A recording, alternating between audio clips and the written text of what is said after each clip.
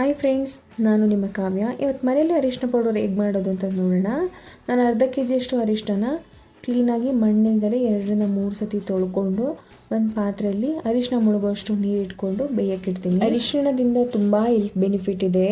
ಡೈಜೆಷನ್ಗೆ, heart ಹೆಲ್ತ್ಗೆ, brain ಫಂಕ್ಷನ್ಗೆ, immunity ಬೂಸ್ಟ್ ಮಾಡುತ್ತೆ. ನೋಡಿ ಕುದೀತಾ ಇದೆ. ಇವಾಗ ಕುದೀತಾ ಇರಬೇಕಾದ್ರೆ ಸೌಟಲ್ಲಿ ಚೆಕ್ ಮಾಡ್ಕೊಳ್ಳಿ. ನೋಡಿ ಈ ಥರ ಕಲರ್ ಬಿಟ್ಕೊಂಡ್ರೆ 90% ಬೆಂದಿದೆ ಅಂತ ಅರ್ಥ. ನೀವು ಒಂದು ಸೌಟಲ್ಲಿ ಸ್ಪೂನ್ ಇಟ್ಕೊಂಡು ಒಂದು ಗೆಡ್ಡೆನ ನೋಡಿ ಈ ಥರ ಚೆಕ್ ಮಾಡ್ಕೊಳ್ಳಿ. ಕೈಯಲ್ಲಿ ಚೆಕ್ ಮಾಡೋಕ್ಕೆ ಹೋಗಬೇಡಿ, ತುಂಬ ಬಿಸಿ ಇರುತ್ತೆ. ಅದು 90% ಬೆಂದಿದೆ. ಒಂದು 5 ನಿಮಿಷ ಬಿಟ್ಟು ಆಫ್ ಮಾಡಿಕೊಂಡು ಈ ಥರ ನೀರು ಬೇರೆ ಅರಿಶಿನ ಬೇರೆನ ಸಪ್ರೇಟ್ ಮಾಡ್ಕೊಂಡ್ಮೇಲೆ ನೀವು ಈ ಥರ ಸ್ಲೈಸ್ ಆಗಿ ತಣ್ಣಗಾದ್ಮೇಲೆ ಕಟ್ ಮಾಡ್ಕೊಳ್ಳಿ. ನೋಡಿ ತುಂಬ ತೆಳು ಬೇಕಿದ್ರೂ ಕಟ್ ಮಾಡ್ಕೊಳ್ಳಿ, ಏನೂ ಪ್ರಾಬ್ಲಮ್ ಇಲ್ಲ. ಆದರೆ ಬಿಸಿ ಕಟ್ ಮಾಡೋಕ್ಕೆ ಹೋಗಬೇಡಿ, ಕೈ ಸುಡುತ್ತೆ. ನಾನು ಕಟ್ ಮಾಡ್ತಿದ್ದೀನಿ ನೋಡಿ, ಆ ಥರ ಕಟ್ ಮಾಡಿಕೊಂಡು ನೋಡಿ ನನಗೆ ಇಷ್ಟು ಸಿಕ್ಕಿದೆ. ನಾನು ಇದನ್ನು ಒಂದು ಪ್ಲೇಟಲ್ಲಿ ಹಾಕಿ ಇದರಲ್ಲಿ ಒಣಗೋದಕ್ಕೆ ಬಿಡಿ. ನೋಡಿ ಈ ಥರ ಪ್ಲೇಟಲ್ಲಿ ತೆಳುವಾಗಿ ಹರಡ್ಕೊಂಡು ಒಣಗೋದಕ್ಕೆ ಬಿಡಿ. ನಾನು ನೋಡಿ ಇಲ್ಲಿ 2 ದಿನ ನಾನು ಒಣಗಿಸ್ಕೊಂಡಿದ್ದೀನಿ. ನೋಡಿ ಈ ಥರ ಆಗಿರಬೇಕು.